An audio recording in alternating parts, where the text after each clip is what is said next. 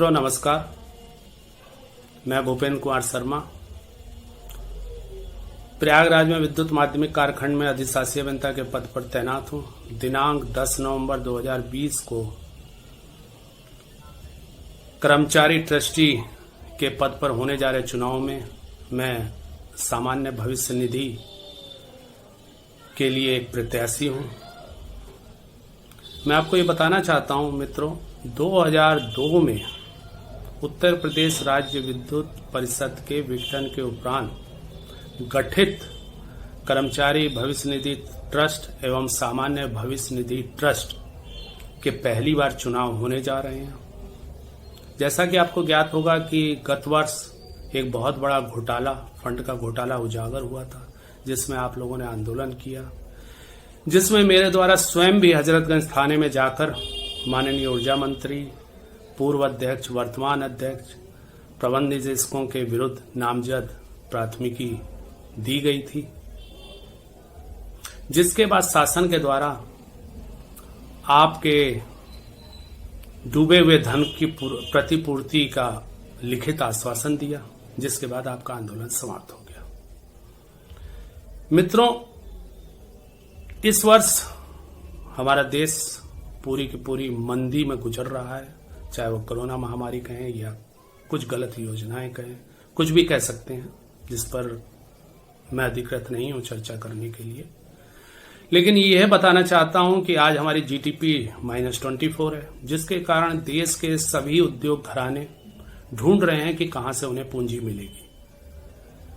आपके फंड की हजारों करोड़ों रुपए की धनराशि उन सभी को आकर्षित कर रही है, जिसके निवेश के लिए राजनीतिक एवं प्रबंधन का दबाव पड़ रहा है। ट्रस्ट पिछले आंदोलन को देख के एक एक कदम फूक फूक कर रखने की स्थिति में है, जिसके ही कारण यह निर्णय लिया गया कि इस बार चुनाव करा दिया जाए। चुनाव आप सबको एक बड़ा अच्छा लग रहा होगा कि चुनाव हो रहा है, एक पद पे आपका कोई ना कोई उम्मीदवार खड़ा हो रहा है और एक ना कोई आपका आदमी जो है वहां पर चुनकर चला जाएगा, परंतु यह बिल्कुल स्पष्ट है शीशे की तरह कि इस बार कांटों का ताज आपके सिर पर रखा जाना है। आप सभी ये सोच रहे हैं कि जैसे ये चुनाव कर्मचारी ट्रस्टी का ना होकर ट्रस्ट के अध्यक्ष का है। बिल्कुल क्लियर कर लें, यह एक ट्रस्टी का चुनाव है जो ट्रस्ट का एकमात्र सदस्य होता है, और ट्रस्ट में बहुमत जो है वो प्रबंधन का है। ट्रस्टी सिर्फ आपकी आवाज को वहां उठा सकता है, अपनी सलाह दे सकता है।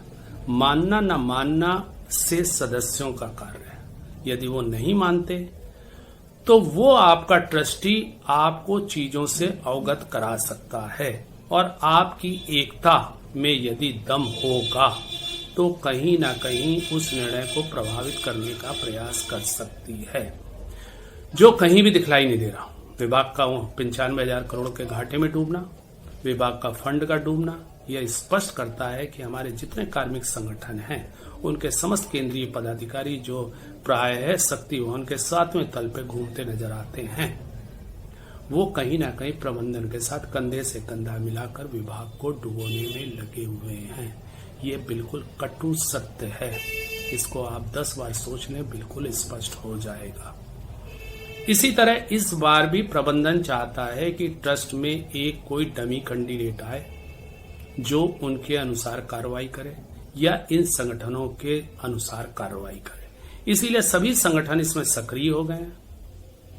यह एक सामूहिक जीपीएफ फंड है, यह किसी संगठन का नहीं है, किसी व्यक्ति विशेष का नहीं है।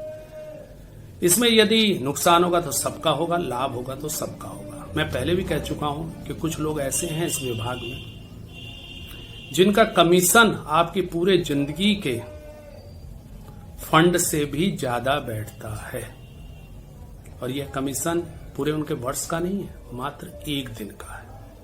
इसलिए उन्हें कोई चिंता नहीं है कि उन्हें फंड मिलेगा, उन्हें पेंशन मिलेगी कि नहीं मिलेगी।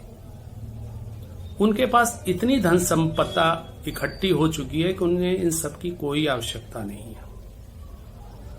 इसलिए मित्रों, मैं आज आपको सिर्फ एक वादा कर सकता हूं कि यदि आप मुझे अपने प्रतिनिधि के रूप में चुनते हैं तो मैं आपकी एक मजबूत आवाज बनकर उस ट्रस्ट में गूंजूंगा और प्रयास करूंगा कि किसी भी तरह से आपकी आवाज को वहां बुलंद रख सकूं। यदि कहीं कोई कमी रह जाती है तो वहां के एक एक पल की घटना से आपको अवगत कराऊं।